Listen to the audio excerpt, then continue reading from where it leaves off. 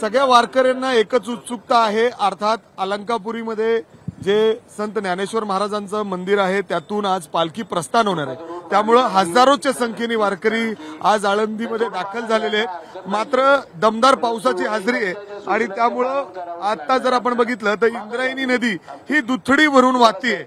आता जर परिस्थिती बघितली तर जे वारकरी या ठिकाणी येतात खरं तर त्यांना इथं आल्यानंतर या इंद्रायणीच्या घाटावर येऊन ते स्नान करतात।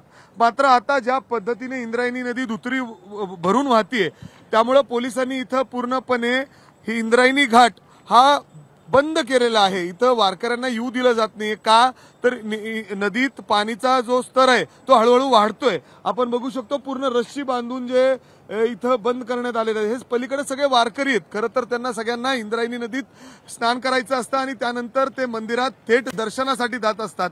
मात्र ज्या पद्धतीने आळंदी आणि परिसरात पाऊस सुरू आहे त्यामुळे इथं आता पूर्ण घाट बंद करण्यात आलेला आहे। आपण बघतोय एनडीआरएफची टीम, पोलीस हे सगळे इथं तैनात करण्यात आलेले आहेत। का तर काही वेळापूर्वी एक वारकरी या पाण्यामध्ये वाहून जात होता, त्याला वाचवण्याचा प्रयत्न देखील केलाय। वारकऱ्यांची खूप इच्छा आहे त्या पुलावर बघा, आपण पुन्हा एकदा बघू शकतो आळंदीचा जो पूल आहे या नदीवरचा, इंद्रायणी नदीवरचा, किती मोठ्या संख्येने वारकरी या ठिकाणी उभे आहेत।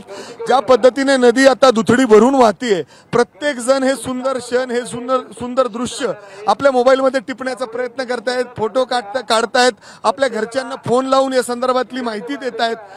परंतु त्याच वेळी या ठिकाणी अनाउन्समेंट सुरू आहे, एनडीआरएफची टीम आहे, इथं बोटी घेऊन ते उभे आहेत आणि सगळ्यात महत्त्वाचं म्हणजे इथं प्रत्येकाला काळजी घ्यायला सांगितलं जातंय जेणेकरून कुणीही इंद्रायणी नदीच्या जवळ येऊ नये। कारण ज्या पद्धतीने पाऊस सुरू आहे, दुथडी भरून वाहते, लोकांची श्रद्धा आहे, मात्र त्याच वेळी काळजी घेणं देखील तेवढंच गरजेचं आहे। मला तुम्हाला सांगायचं इथे एक पूल होतं ते देखील आता पूर्णपणे पाण्याखाली गेलेलं आहे। इथले स्थानिक लोक जी माहिती देत आहेत त्यानुसार तो पूर्ण आपण पाहिलं त्यामुळे आता इंद्रायणी नदी दुथडी भरून वाहते, पूर परिस्थितीचा धोका संभवतोय आणि त्याचबरोबर वारकरी देखील पोलीस प्रशासनाला कुठेतरी सहकार्य करत असल्याचं पाहायला मिळतंय। धन्यवाद या सविस्तर माहितीसाठी आणि या दृश्यांसाठी।